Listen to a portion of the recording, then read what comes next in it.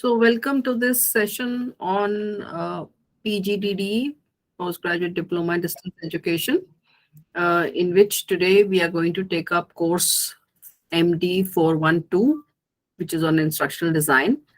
And in today's class, I will talk about the theories of learning. And this today we will speak about behavioralism. So, in the last class that we had, we spoke about learning and instruction. Do you all remember anything about that session that we did about learning and instruction? I had asked you, I had spoken to you about what learning is, and then we had spoken about instruction, and we had also spoken about what is the difference between learning and instruction. As I recall, these two things make a lot of difference, because when we're talking about learning and instruction, as teachers, especially many of you, I know that you are teachers, and you are also engaged in the process of teaching. But at the same time, like for instance, you are at this point of time, and when you are teaching, then you are an instructor yourself. But when we're talking about learning, then as is happening now, then you are also a part of the learning community. In fact, all of us are learning at any point of time. We are all learning something or the other, something new that we are learning all the time. So we had spoken about about learning and how learning brings about change, and how learning increases our knowledge, how learning teaches us new skills, and learning brings about a change in a person's behavior. It expands the scope of their knowledge.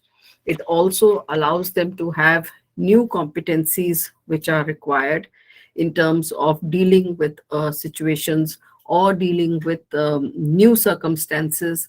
And that is why learning is very important today, when we are in the 21st century, when our countries have committed to the sustainable development goals. Then each of us knows that goal 4 of the sustainable development goals, to which our countries are committed, is about learning. It's about education, and how education is very important for each and everywhere, whether it is literacy education, whether it is primary schooling or middle school, or any kind of higher education or technical education, professional education, as this course is professional education. All these are uh, are activities wherein we are all trying to expand the scope of our present knowledge, so that we acquire new skills and new competencies. Instruction, when we talk about instruction, we are talking about passing on that learning. We are talking about making sure that we are able to pass on that learning to another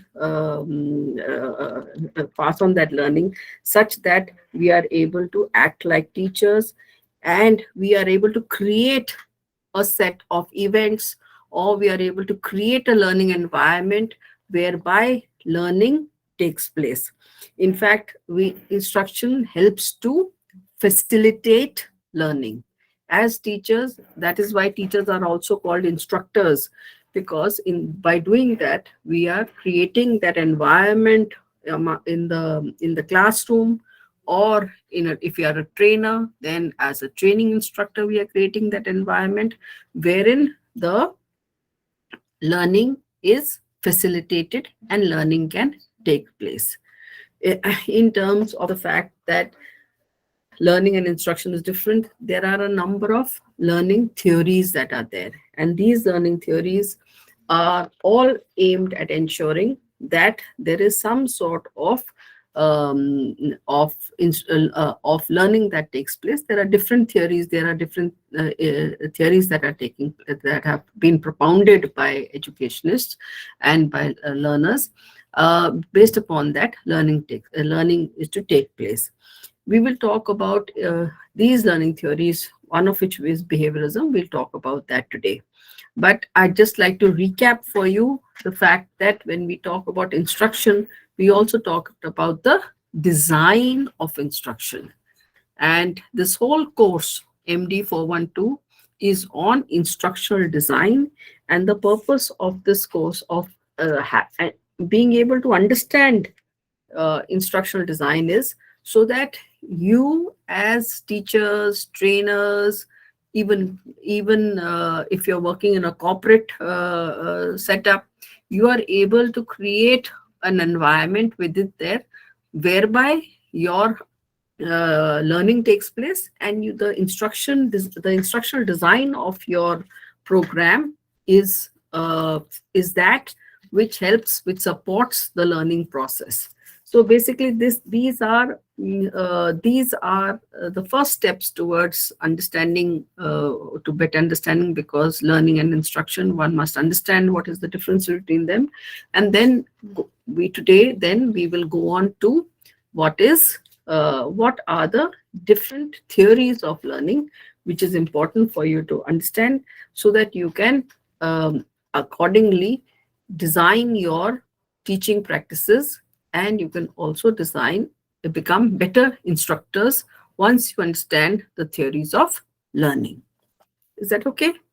So now, because today we are going to talk about learning and learning theories, so I'm going to put on my presentation. Please tell me if you are able to see the presentation.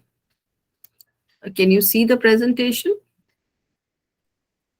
No. Not yet. Not Is yet. it coming? Okay. Not yet. Yes. I can See it now. Is it I can coming see on? it now. Yes. Yes, we can see Oh, it. fine. So this is the.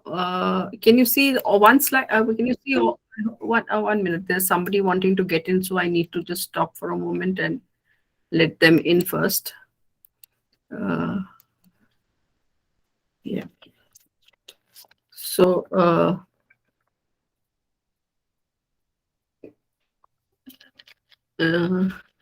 just one moment.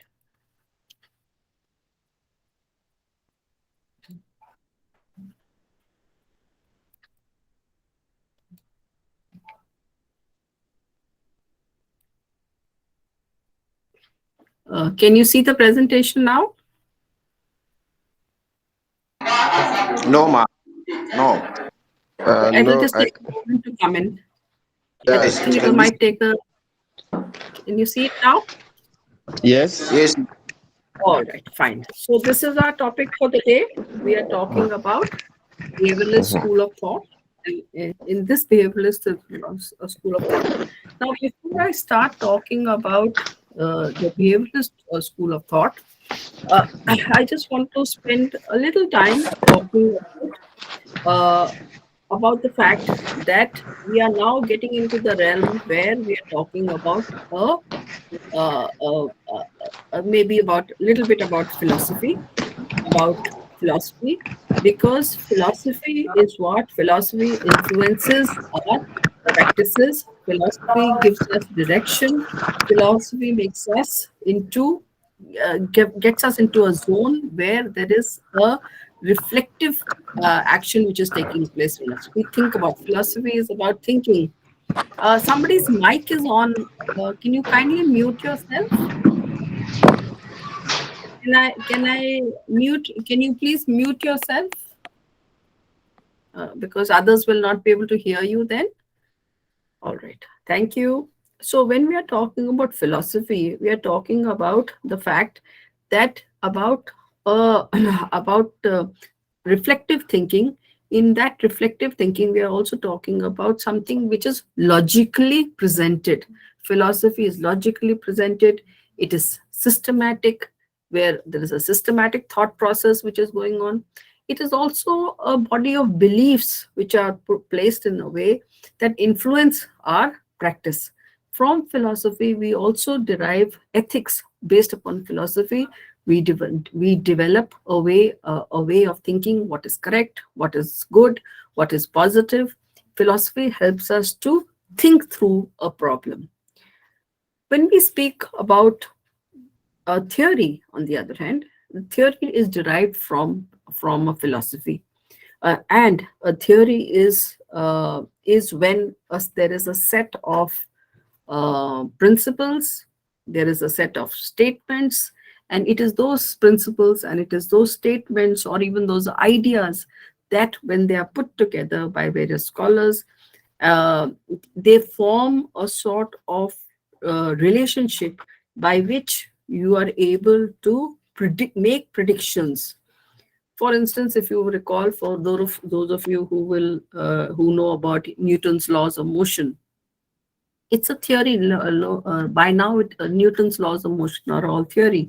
Every action has an equal and opposite reaction. Whatever the theories of gravity, there are so many theories now, which in our own disciplines, whether it is maths, whether it is physics, whether it is any education, of course, any kind of discipline that you pertain to, you do learn about theories, and you learn about the philosophy also. And which is why when we talk about the larger picture, then there is a close relationship between philosophy and between the theory. While the philosophy influences one's views, one's thinking, the theory provides a direction by which you can find ways and means, you can find strategies by which a solution can be found. And both philosophies and theories are those that impact the practices of a discipline. So when we are talking about the behavioral school of thought, or we are talking about the learning theories, it's important because these theories are the ones which have implications on the way in which we think, the way in which the actions that we do, those actions, we also have a way in which we function. All these have an impact upon the way our if we're talking about educational theories, then they have us then each theory or each action that we take is based upon a sound philosophical theory, and the processes are also there, are also based upon that. In there, when we speak about distance education, and yesterday you had a class wherein Dr. Ali Asgar, my colleague, he must have spoken about MD 411, and which is about the growth and philosophy of distance education. So distance education also has its own theories, in which we talk about the theories of, say, Otto Peters or Wedemeyer, when we talk about the autonomous learner, when we talk about the discipline of distance education, and we talk about David Stewart and the model for student support services, or Otto Peters. So these are all, or Michael Moore's theory of transactional distance. These are all theories which will help you to better understand the discipline of distance education. So in the same way, we are now going to talk about the behavioralist theory, which is a theory of education, and which helps you to better understand the whole idea of how programs and courses and how teaching is influenced because of this theory. So having said that, let us see today's major outcomes that I want to talk about.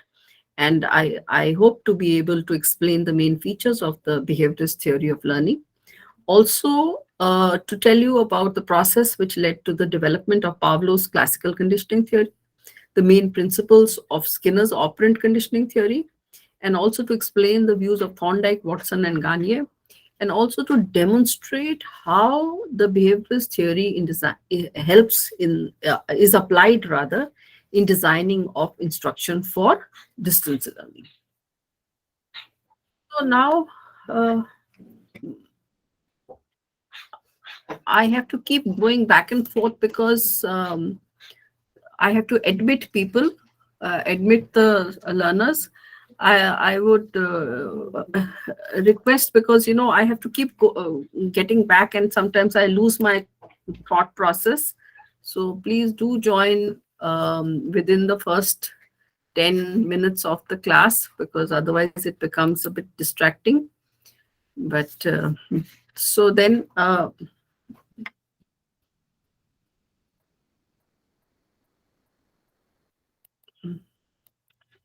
okay, just a moment now. I have to go back to my PPT and close it and then join again.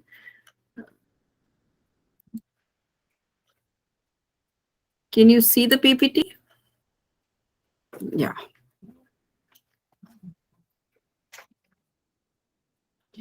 So can you see the PPT now? Yes, we can see. Yes, we can. Okay, fine. So but now because of some I have to, it's not moving now. Just a moment.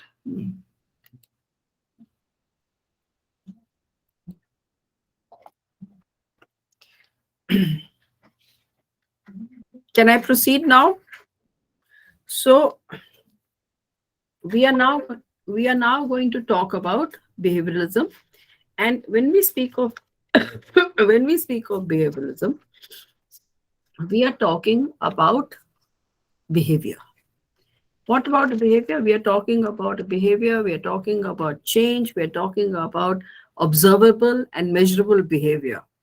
Why are we saying this?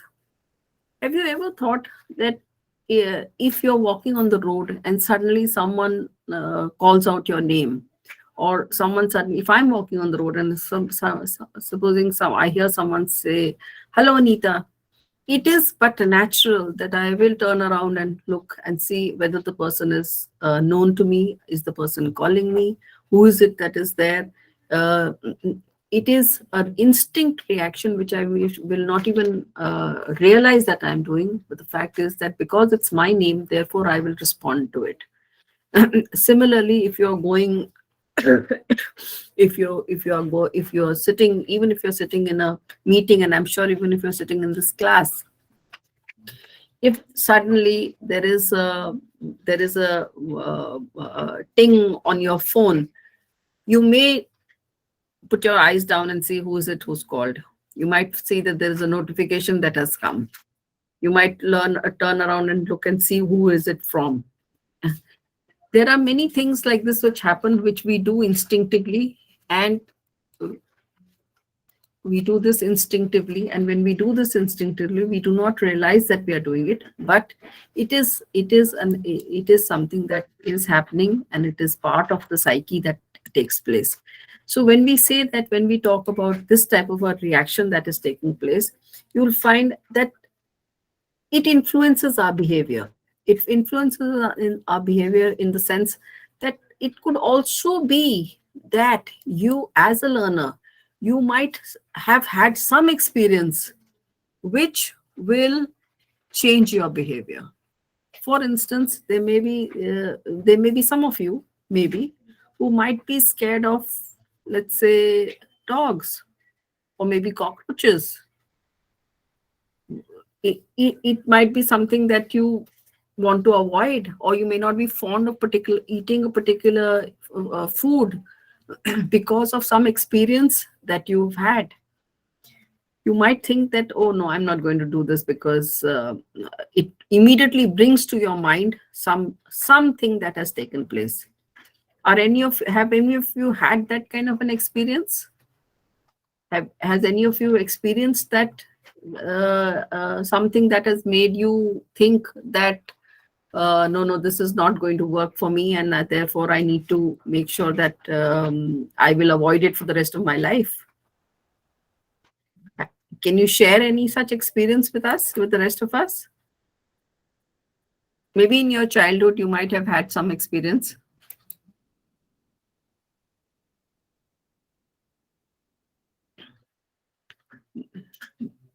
Does any of you recall anything like that has taken place?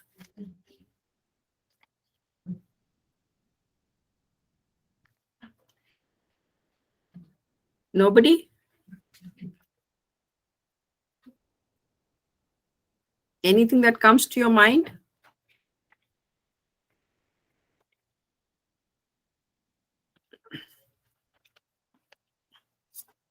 Okay, so I gave you the example of, not liking dogs. Some of you may not like cats, or there may be some other instance that has affected you. But the point that I'm trying to make is that we are influenced by some sort of response that happens. Each one of us does provide an automatic response due to certain events that might take place. In a sense, when we respond, when we react, and when we are doing this, then when, for instance, you hear that notification sound and you respond to it, that notification sound is, in a sense, is a stimulus that and you are responding to that. Hello? Good morning, ma'am. So when we talk Good morning, about, ma'am. I'm not able, can you please mute yourself? Can you please, Good morning, ma'am. There was a time I was bitten by a can you dog. please mute yourself? I said there was a time I Sorry? was bitten by a dog. There was a time You were bitten by a dog. Okay, so you were bitten by a dog. Now what happens when you see a dog?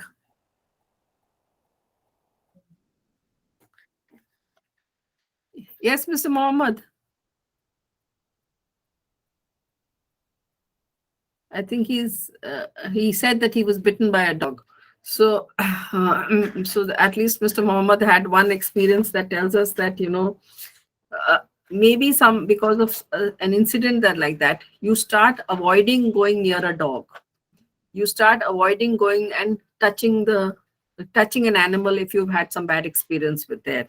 So this is what we're talking about when we talk about such kind of things. Then when we are talking about them, we are talking about the fact that there has been a experience which you are aware and you have learned that this was not a good experience, and therefore you want to avoid that kind of an experience yeah, subsequently. This is why when we talk about when the behaviors. Can I say something?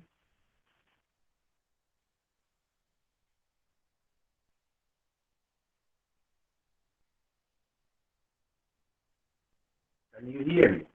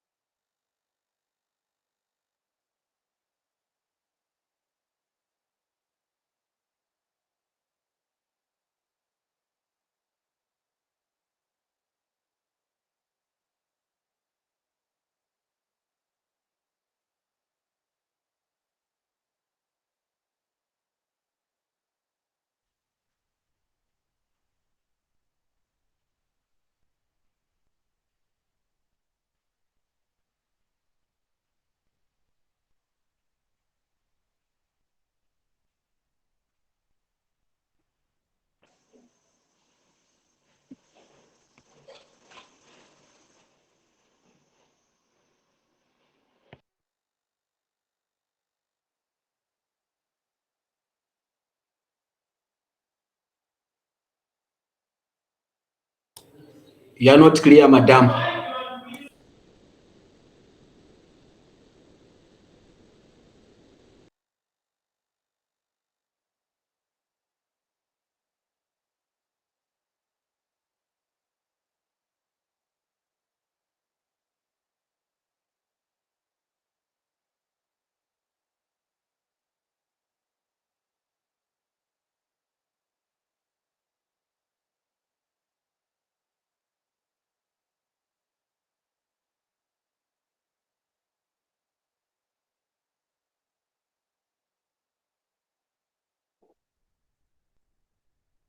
We can't hear you. I think there's a network problem or something else. We can't hear you, ma. She is not here. Okay. Can you hear me? Can you hear me now? Yes, ma. Yes. Oh, you see, what's happening is that because there's a lot of people joining, so going back and forth is it's a bit of a problem to keep on going back and forth, and my slide keeps disappearing then. So can you hear me now? Yes, ma. Yes. Okay, so let's proceed then quickly because I want to move ahead also. So when we're talking about a change in behavior, we're talking about a change which is brought about, and if that change may be brought about due to experience. So because of that, we say that learning has taken place. In this case, as I told you, that supposing you have a bad experience, or if you have an experience where you realize that yeah, that this has affected you negatively, then the learning that takes place is that you basically avoid that kind of a going there again. You do not go there again, and you try to make sure that you avoid that situation.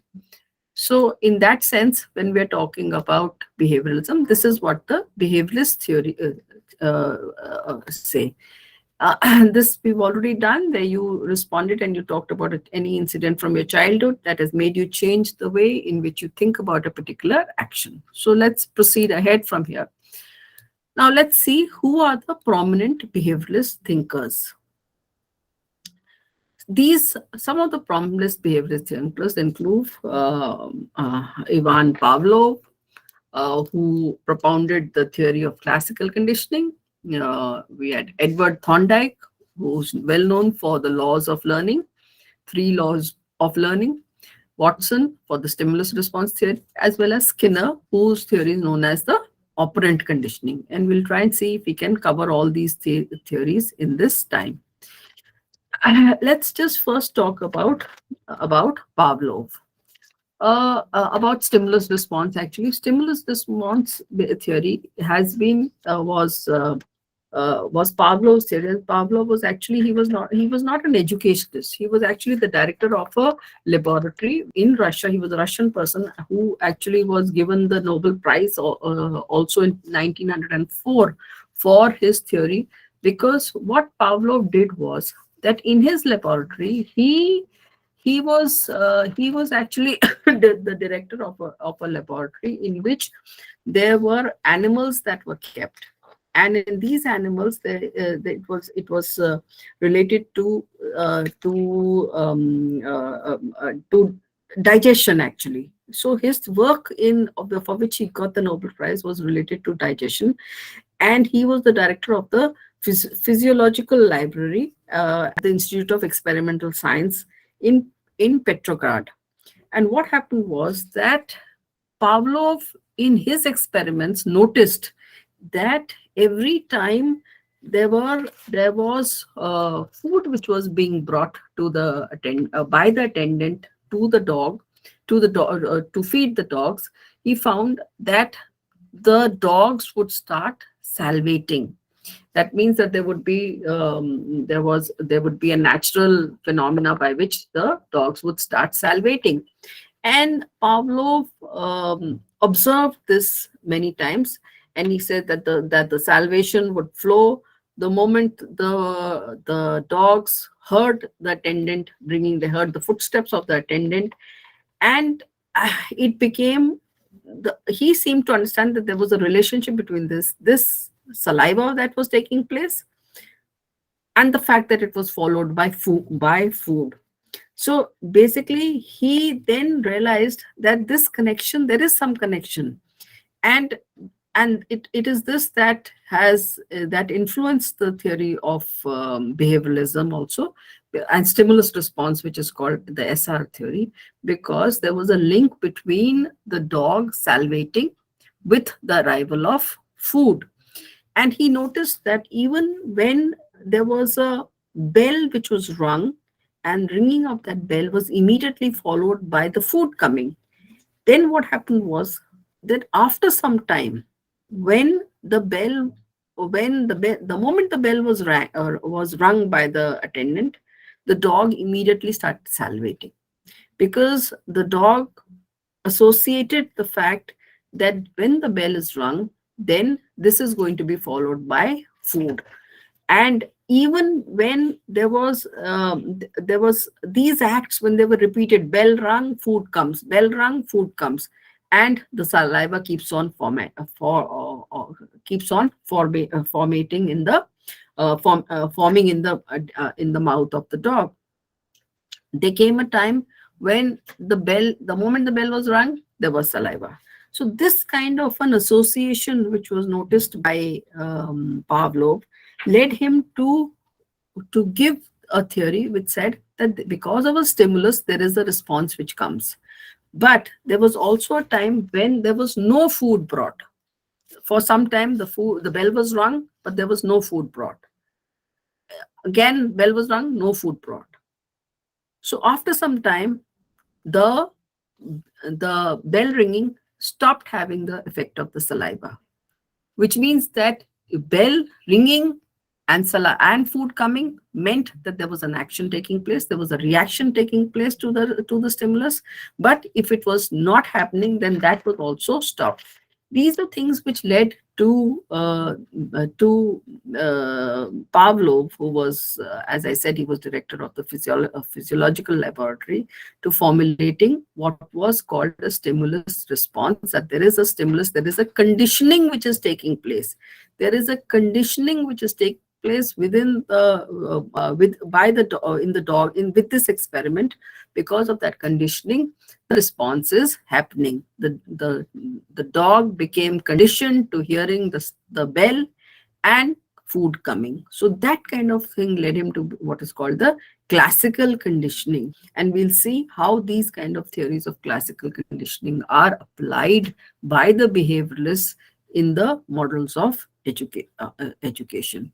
So again, just to show it in a diagrammatic manner as to how the stimulus plus the response brought about a change in the behavior of the animal, because the stimulus combined with by the response was a repeated action which was taking place. And once that was a repeated action, this repeated action led to a change in the behavior of the dog.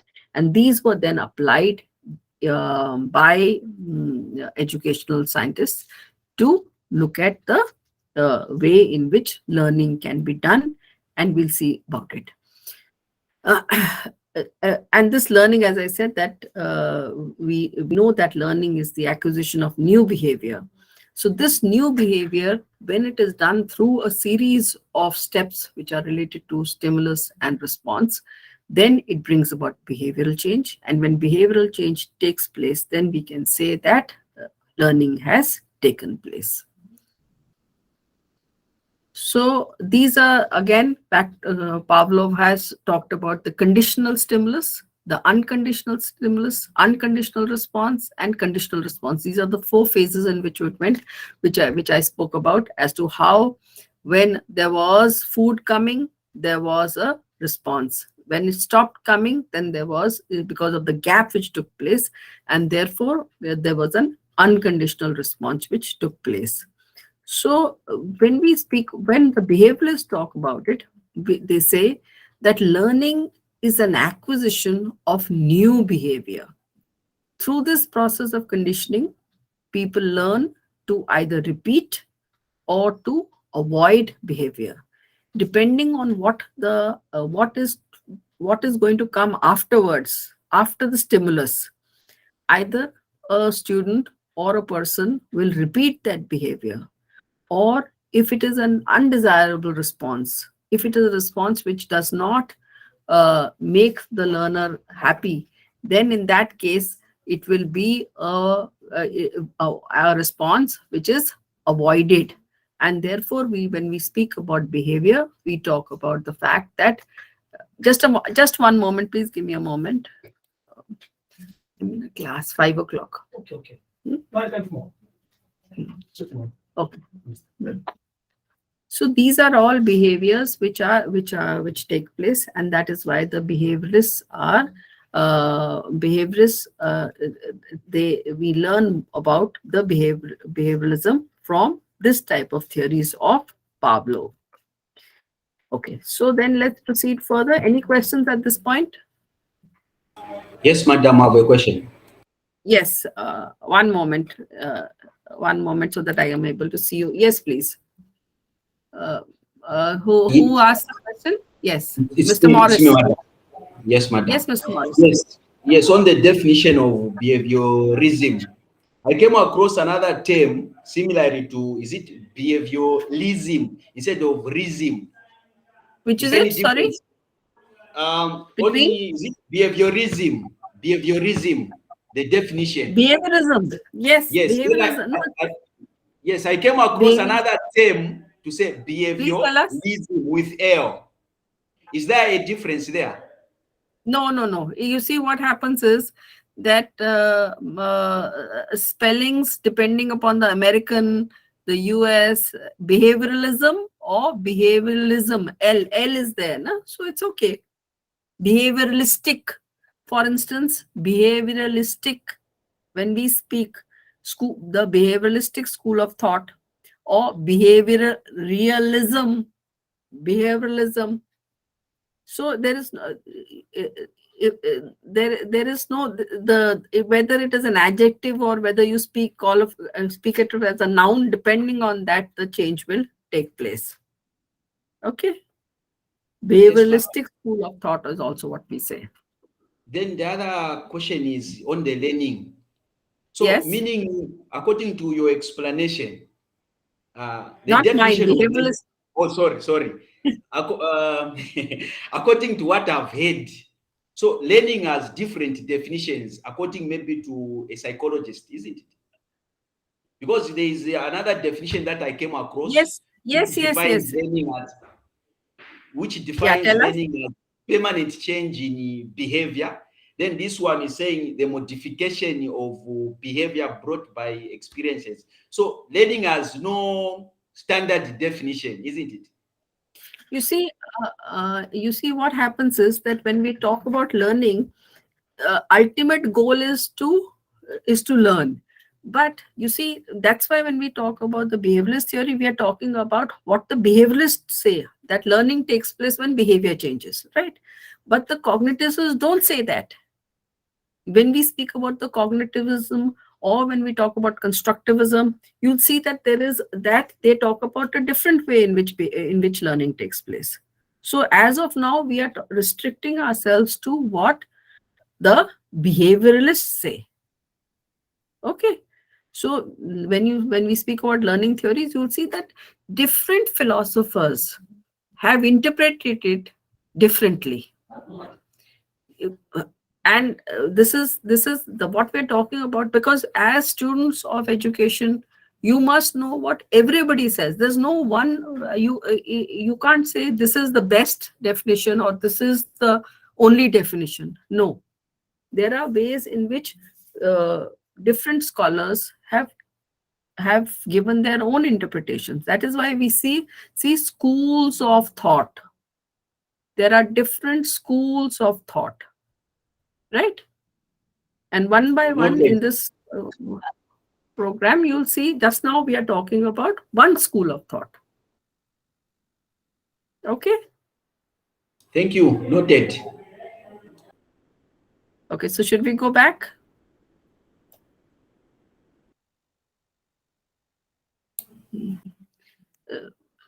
Can I go back, or do you want to ask any other questions? Can you see the PPT?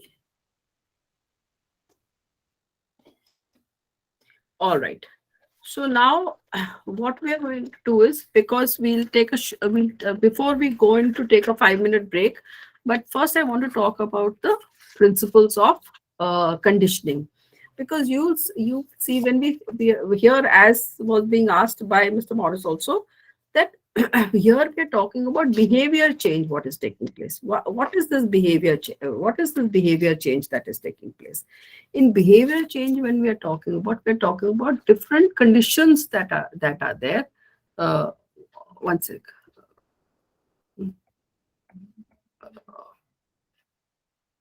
We're talking about different conditions that takes place. And what are those conditions that are taking place? First and foremost, we are talking about the condition of principle of reinforcement, which behaviorists spend a lot of time talking about reinforcement, because behavior change is not something that happens in a one-off situation. It is a process of continuous reinforcement which is taking place. And this reinforcement, it is because of this reinforcement that behavior changes.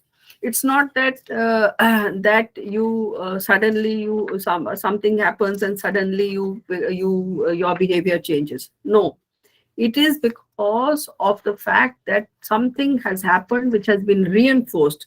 In this case also, in the classical conditioning thing, we saw that many times the person came, the bell was rung, the food was brought. Bell was rung, food was brought, which is why a food was brought. When again and again the ringing of the bell was reinforced with the coming of the food, and that is how the behavior change came about. Again, in terms of sequence and time interval, it's not as if that today the bell was rung and the food was brought tomorrow. No, the time gap between the sequence, between the event and the stimulus and the response was short. Immediately this was followed by this. The bell was rung, immediately within no time the food came. So therefore the sequence was very important and the time gap was very little. In the sense that when we talk about all these principles, for instance, when we're talking about the fact that the bell was rung and no food was brought, when the food was not followed, it was not followed, it basically meant that the connection between the connection between the stimulus and the response was lost, and therefore therefore this whole principle of conditioning became defunct in that sense. So these are some ways and means by which again and again when we speak about the conditions, we realize that these conditions are responsible, and therefore conditioning, like nowadays you use conditioning very loosely also sometimes, but conditioning is a result of something which is continuously happening, and it results in this kind of a change. When we use classical conditioning, when we apply this classical conditioning to designing of material, often we are trying to assess the entry level of behavior. How do they respond how do they respond to particular actions? How is it that when as teachers we identify learning objectives and we develop materials, we use the Bloom's taxonomy. Bloom was also a behavioralist, and therefore many of these things arise out of the theory of the behavior. Many of our educational practices arise out of the learning theories.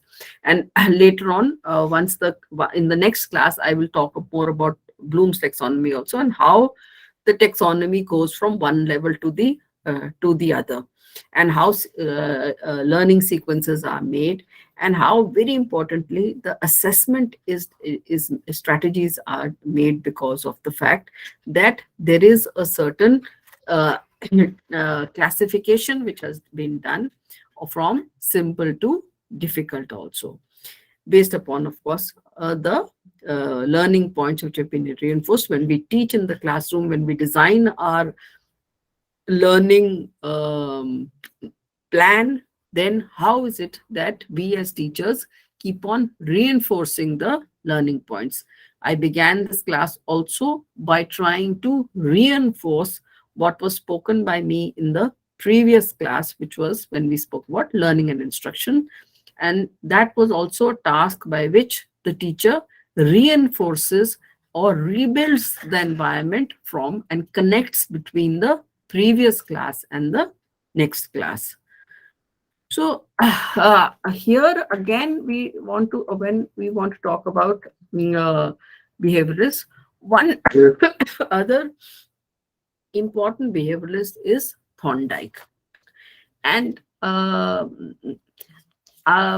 Thorndike's theories are also important because Edward Thorndike, he was an American and not a Russian. He was an American psychologist, and he believed that uh, there was more to the stimulus SR connect, which is called the stimulus response connect, because he emphasized readiness, effect, and exercise. Now, basically, what Thorndike said was that whenever there is any activity which is taking place, and unless there is no readiness to understand that activity or to do that, learning will not take place. For instance, if you are trying in a class, if you are trying to teach a section, or you're trying to teach something, and you find that the learner is distracted and the learner is worrying about something else, and there is some other diversion which is taking place, then however good your class might be, however difficult, however preparation you may have made, the fact is that the condition of readiness will not be there, and therefore learning will not take place. And this has a direct link upon the teachers, upon our activities as teachers, because according to Thorndike, and the educational implication of this law is that you have to first create an atmosphere in the class, and create an environment in the class by which the student becomes ready to learn, in a sense that that it's not what you're learning, but the atmosphere, the environment has to be created for the learner to become in a mental state, physical state, to be ready to learn.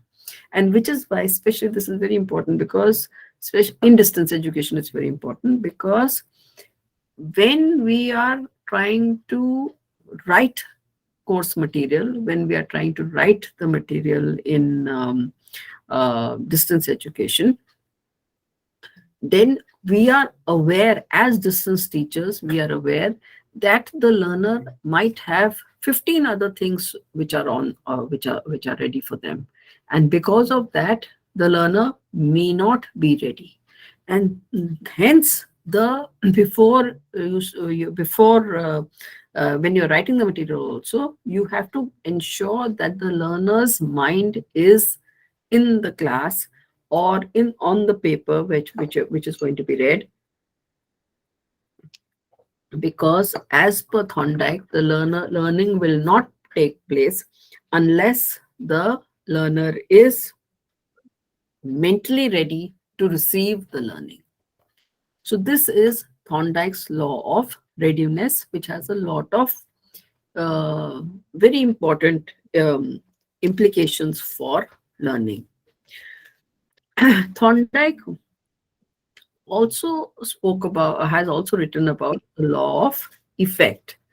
And in this law of effect, what Thorndike says in the law of effect is that that the organization of the material, or of the text that you are going to be, has to be such that it is from simple to complex, because when the learner is learning from simple to complex, the learner is able to follow a natural progression, and therefore the law of effect also helps in making sure that the learning takes place. Law of effect is also used by Skinner, who felt that what is the effect of this learning, or what is the way in which the learner assumes it. For instance, if there is a positive effect on the learner, if the law of effect has a positive response, then the learning is strengthened. We took a dog example for dog biting. One of you gave us an example of the dog biting. If the stimulus was negative, the stimulus here was the dog, the action was the bite, and the effect was that the person got bitten and the person got hurt, and there was a negative effect on that. So therefore there was a negative learning which took place, and the person will not again want to go near the dog or the cat or whatever. On the other hand, if there is a positive effect, in that sense, that there is a positive effect, that the bell rang, the food was followed, the food was very nice, it was well liked, then it is a positive effect and the positive learning takes place. So when there is a positive effect, learning takes place faster, and when there is a negative effect, then learning might take place, but it might not be the desired learning that is supposed to be done. Which is why in the classroom also, so many times we say that, especially if you are in a face-to-face classroom, the behavior of the teacher is very important. If a student asks a question, and now I'm talking about implications of in the classroom. If a student asks a question and the teacher says, "Oh, you don't even know this? This is no way to ask a question," the child will stop asking a question next time. On the other hand, if the teacher says, "Oh, that's a very nice question. Nicholas, your question is excellent. It means that you have read before and asked, and you have applied some thought and asked me this question. I'm happy that you asked me this question." Nicholas will feel that, yes, this is a good class. I like this type of a thing, and he will again try to read more about it.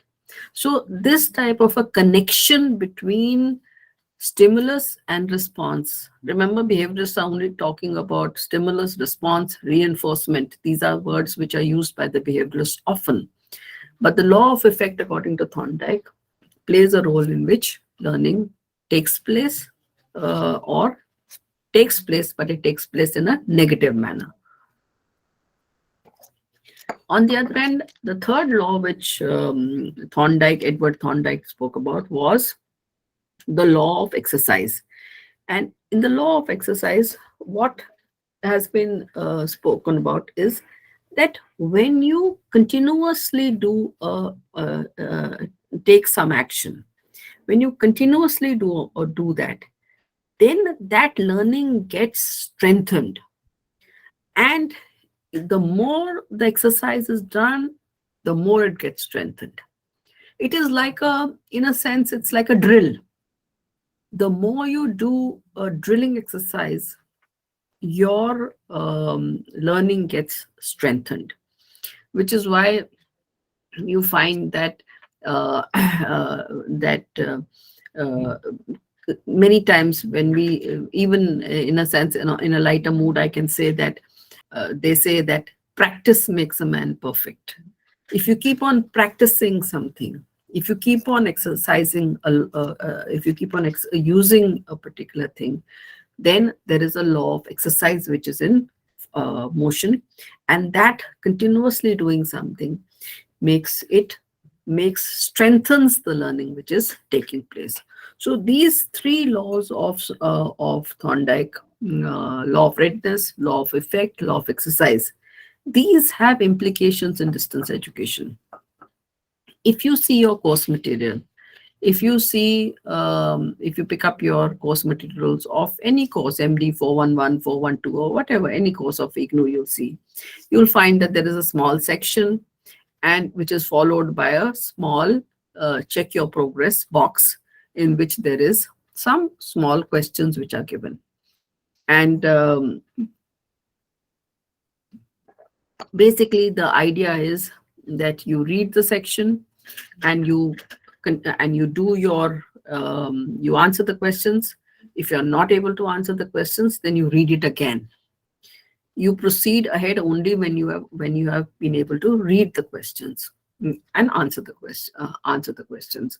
So in that sense, here also what is being done in distance education material development is that the law of exercise is being put in motion, so that you keep going on that loop till you are able to actually perfect that part of the learning content of that earlier section, and the learning outcomes of that particular section are successfully achieved by you. So let's then proceed on to Skinner.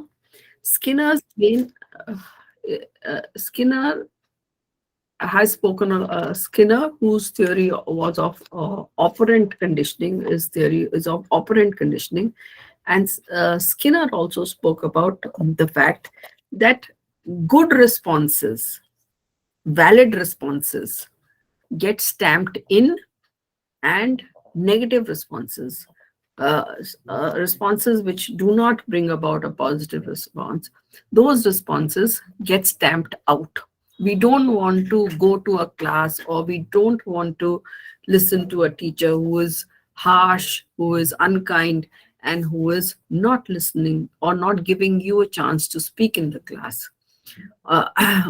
We would want a class where the stimulus and the response is reinforced. According to Skinner, there is every time the reinforcement takes place, then those kind of learnings get strengthened as against those which do not get strengthened if there is no response, which no reinforcement which is taking place.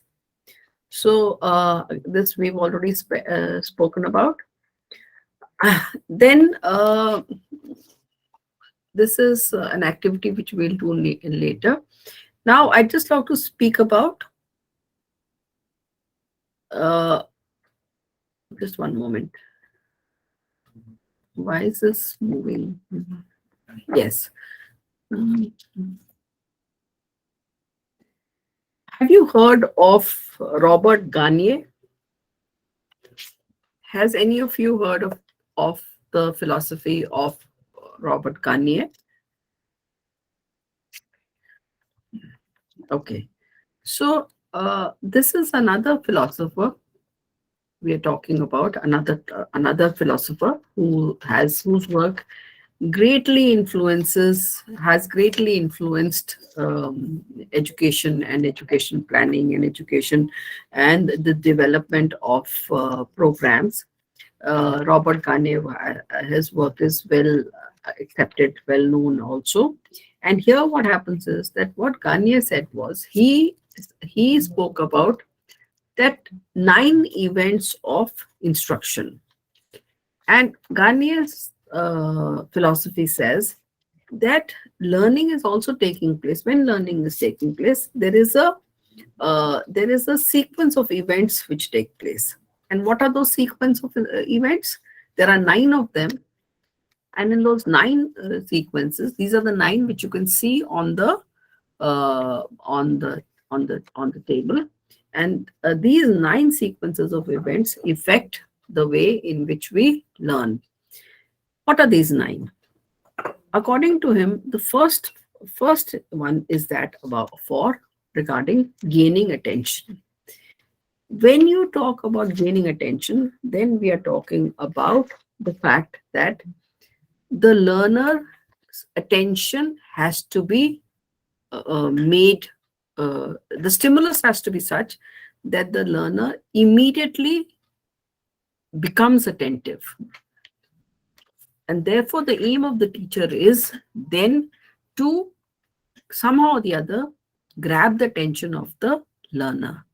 As I said, that there are many things which may be happening, but according to Garnier, gaining attention is the first important thing that takes place when a teacher comes into a classroom.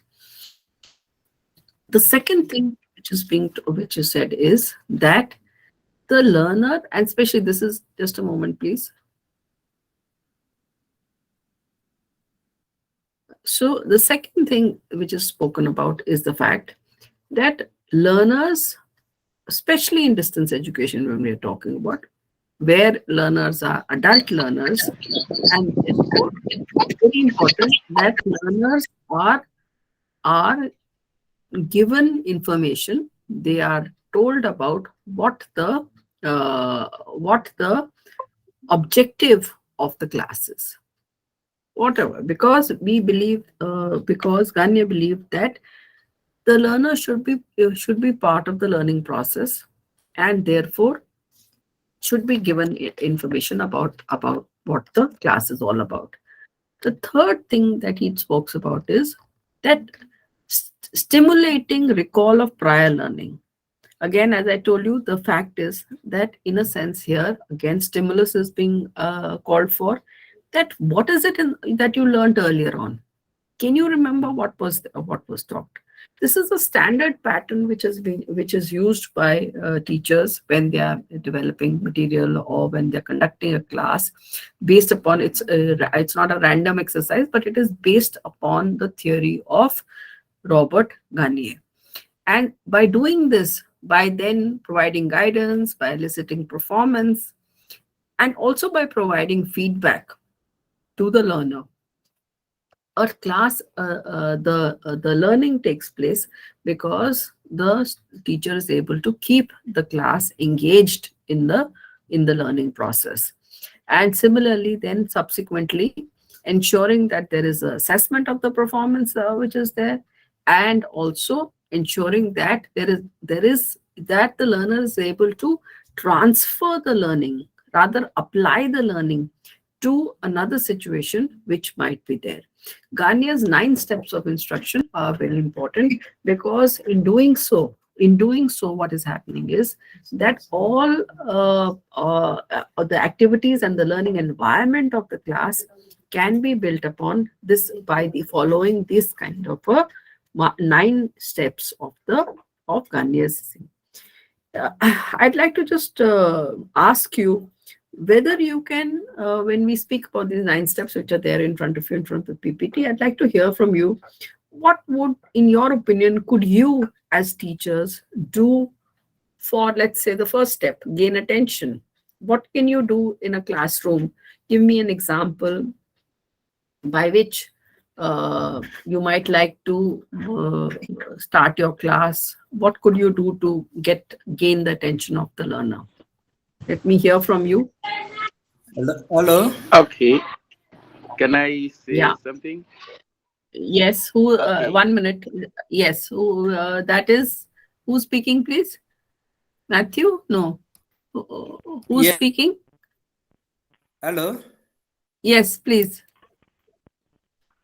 Yeah, yes. I think Mr. Mohammed. Yes, with my case, obviously I would make assuming that I'm starting the class, I will make the introduction to be live. How? By bringing in the enough teaching and learning materials. Okay, that would stimulate the attention. Visual, it can be visual, realia, asking them questions, that is to link with the previous class, so that at the end of it all, I should have the attention from the learners. Thank you. Okay, wonderful. Thank you, Mr. Matthew, for sharing that experience and the ideas. Anyone else also? Please share how you would gain attention. I will listen carefully so that I do that in my next class.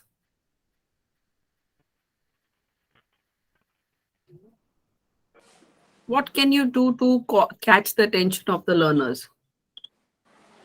Oh, you didn't hear me? No, I didn't hear you. Yes, Mr. Kamanga, please repeat.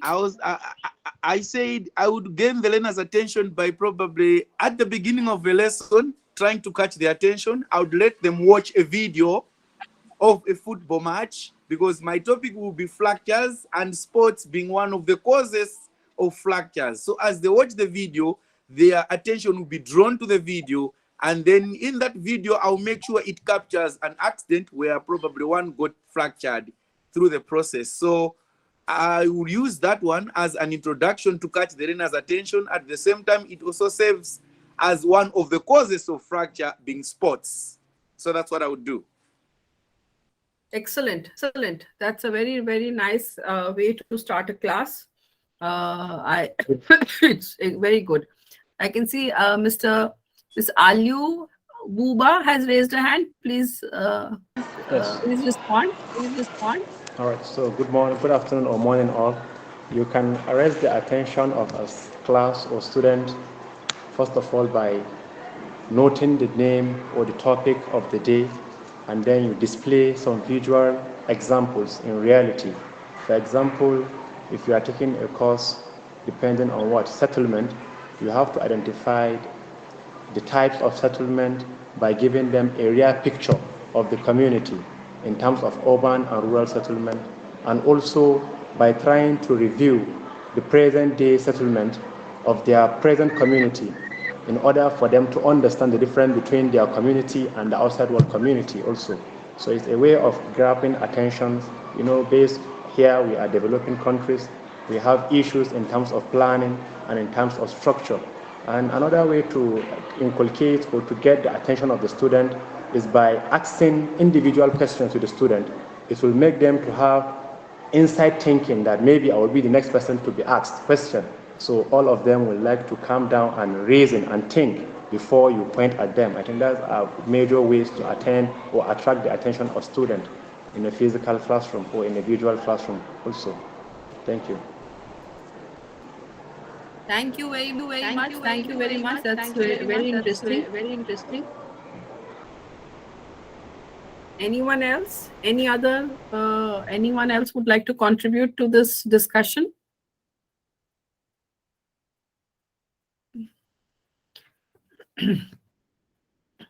Let's go down the line. Let's go down the the different events that have been written out. So we've done gain attention. Informing learners of the objectives is fair enough. Stimulating recall of prior knowledge, prior learning, or any of the other ones which someone would like to give an example for any for them.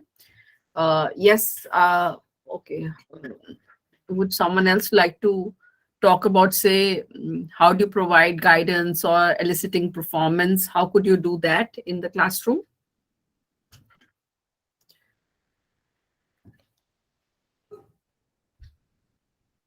Feedback, assessing performance, some examples of that then.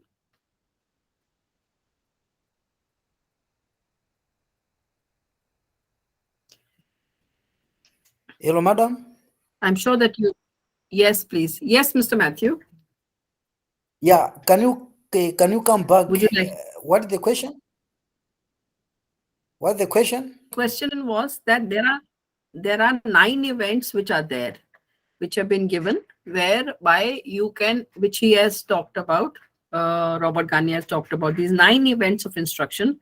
We just heard from our colleagues about how you can gain attention. Now I'm asking, if you go down those 9 events, some of the other events are like presenting the stimulus, providing learning, guidance, eliciting performance, providing feedback. Can you give me some examples of any of these other events? What can you do in the class so that you are able to elicit the performance? Any other example of the other events?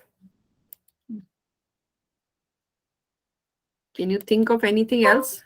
For instance, how will you provide feedback in the class?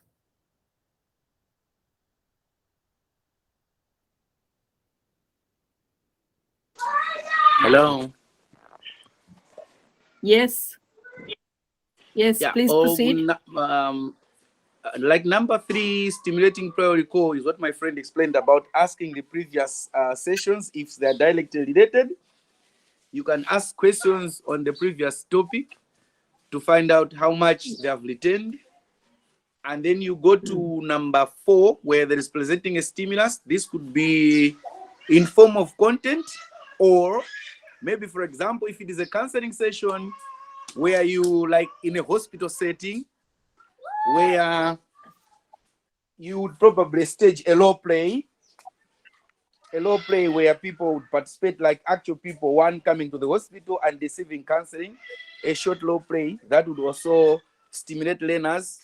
And then after the role play, you come up with a presentation that will provide learning guidance. What are the limits according to the content that the learners are supposed to grasp? Like the threshold, where are you supposed to stop in terms of leveling of the content?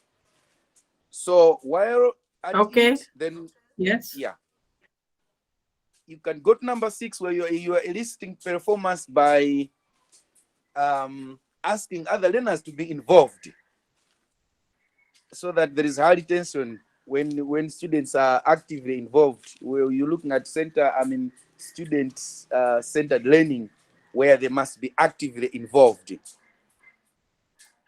Yeah. Okay. Yeah. So that's anyone yes, else? that's what I can. That's very good. That's way down the list. Mr. Kamanya has managed to take down quite a few topics of this. Mr. Morris wants to also add, I think. Mr. Morris? Yes, Mr. Morris? Yes, madam. On number 7, providing feedback. Like in my case, whenever I ask a question, pupils fail. I should provide the answers. Whenever I give them an exercise, I mark, I give them back. Then once they have wrong answers, I provide them with the answers. That is providing feedback. Than giving pupils questions, then you don't provide the feedback to them, the answers in short, once they fail. Now I want to ask Mr. Morris. Mr. Morris? And I want to ask a question. I want to ask that you see, you are doing this in the class, but were you doing it because you were following the 9 steps of instruction, or was it because you thought that this is the right thing to do? It is the right thing to do, madam, I think. Very nice. Thank you so much. But now I hope that after this class and after this session, you will consciously say that, look, this is the theory which is there, and this is something that I've been doing. But now I can connect my practice to the theory. You are presenting you are connecting the practice to the theory, and in case there are any steps that you may have missed out, you can also add that in making your classroom and sequencing your classroom, making sure that there are no gaps left and all. So I'm very happy that you are doing it, but I'm also happy because now you have a peg on which to add these points of instruction. Okay, thank you so much. I enjoyed hearing your suggestions, and now we can just proceed further. And while proceeding further, I'll just show you this little slide which I had made, where these were some things which I had done for a class which I was conducting for one of the open schools, where again, as you rightly said, to gain attention, there were different ways in which we were making material. I was making material for them. And in making material, I suggested to them that, this is how you can design it was a distance learning material. So this is how you can design your material when you want to gain attention. You can even draw, write a poem, or you can give them an interesting case study, something which is from their local environment, a story about a success story you can give them. So these were things which were written by me and spoken about, so that basically all the steps and all the events which have been given by theorists are covered, and they are applied in the to design a unit which was written for distance education. Again, let me also add in this that when we talk about eliciting performance, there are very many different ways in which we can make very attractive and enjoyable tests in the classroom. Every test can be designed in a way which, where especially if it's for younger children, and if it's a school class or a primary class or a middle school class, you can have quizzes, you can have ways in which you make teams, and have a competition going on.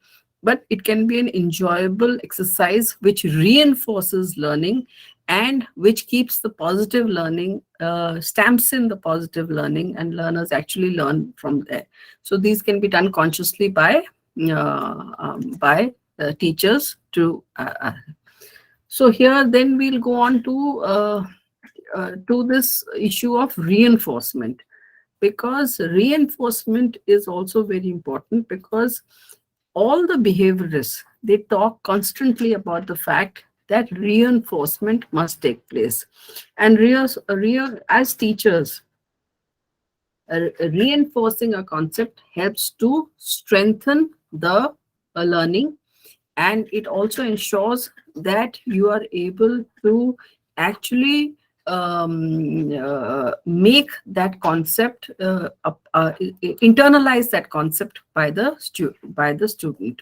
And that is why its reinforcement is very, very important.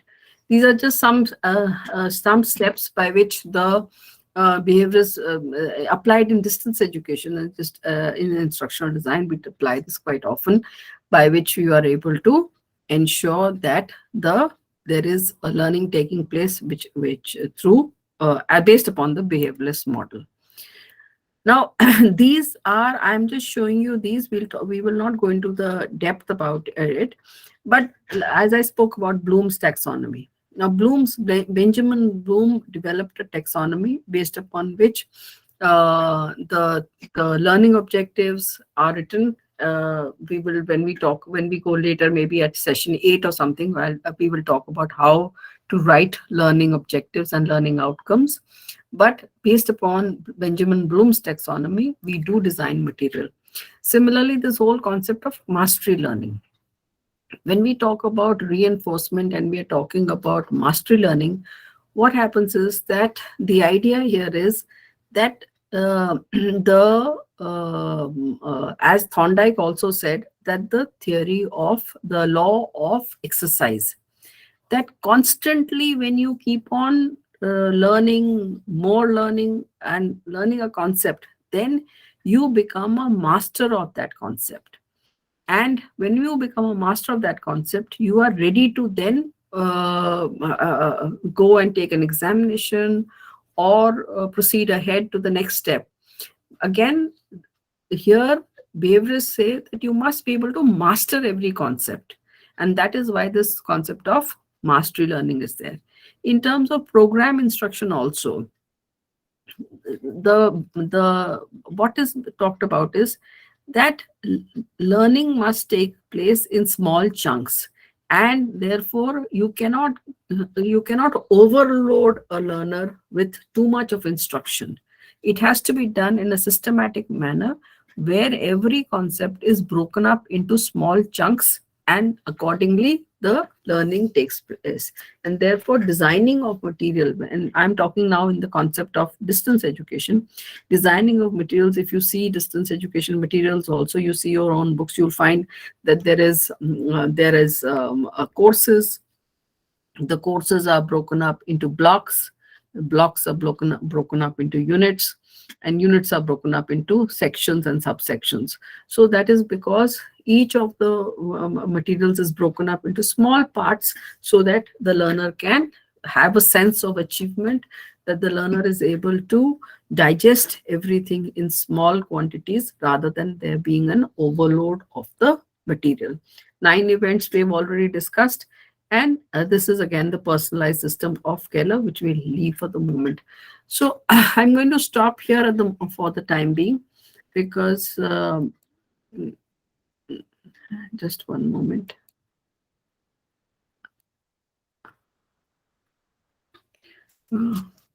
We'll stop here for the moment in terms of the presentation, and just to sort of say that be, the behavioralist theories have a lot of implications when we design material. When we, especially because this course is on instructional design, when we design our instruction, whether it is in a face-to-face way or whether it is through a distance learning mode, the fact is that you can, as we saw, that you are also yourselves applying these principles in the classroom. Now you have consciously, you are aware that these are principles which are used, and you can consciously apply these in the design of your class plan, your design of your the way in which you are interacting with the students, the way in which you behave with the students, or the students behave with you. So depending on that, you are in a good position to plan your material and undertake your classes. Any questions that you'd like to ask me on this?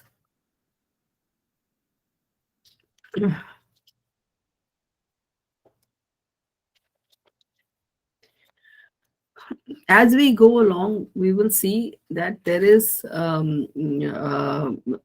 these theories of learning have an impact in terms of the fact that when we are, our ultimate achievement is to gain learning, is so that our learners gain attention and they are able to learn.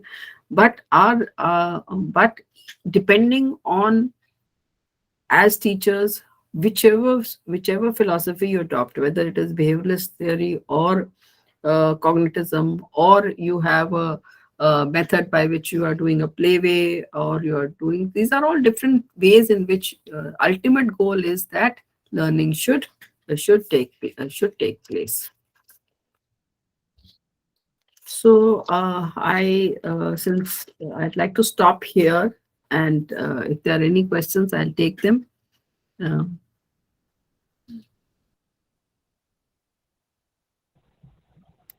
No, ma'am, it's fine. Thank you so much. Thank you. But do read the unit which is there, which is in the block 1, which is there, and we will take up in the next class. We'll take up. We'll see unit 3 or unit 4. We'll take up, because there are only, as I told you earlier in the first class, that you have only 8 sessions to do, and it's not possible to take up each unit in the class because there are 22 units in this course. So it's not possible to take up each unit as a separate class. So in fact, we have to combine units, and we have to select units that we want to take.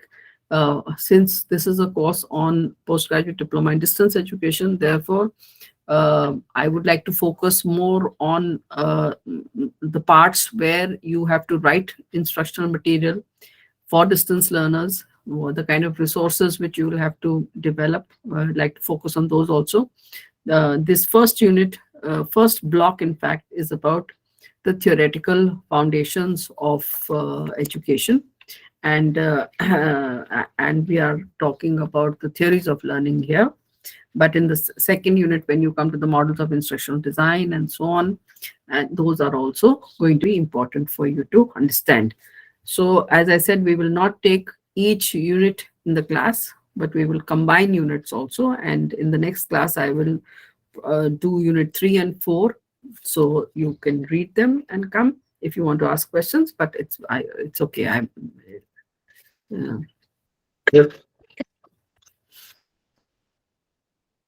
So any questions?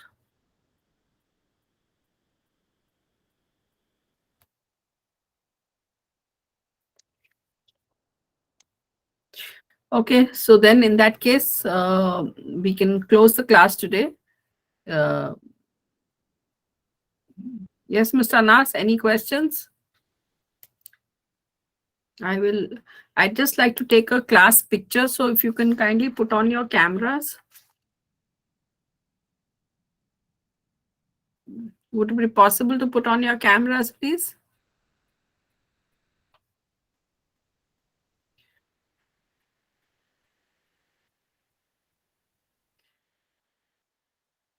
Okay, so I can.